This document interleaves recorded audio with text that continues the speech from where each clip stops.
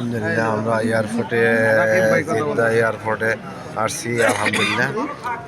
আমাদের সাথীদের নিয়ে মাশাআল্লাহ সকলেই ভালো আছেন, সুস্থতার সাথে আসার তৌফিক হয়েছে, কোনো সমস্যা হয়নি।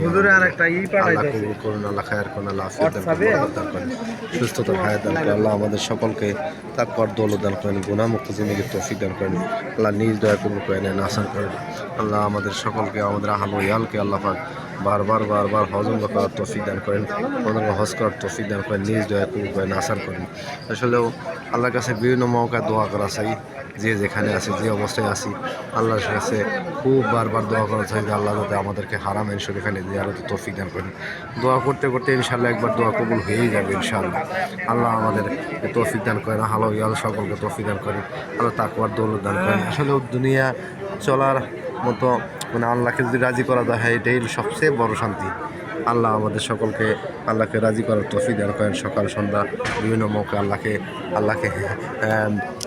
রাজি করার তৌফিক দান করেন। আল্লাহ গুনাহমুক্ত জিন্দেগি তৌফিক দান করেন। আল্লাহ রাজি তো মানে সব রাজি।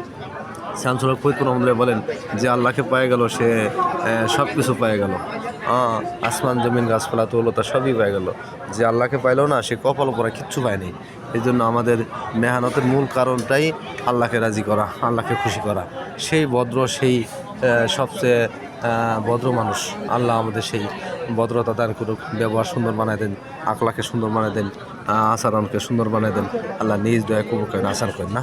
জাযাকাল্লাহ, হাইয়াকাল্লাহ, বারাকাল্লাহ। আসসালামু আলাইকুম।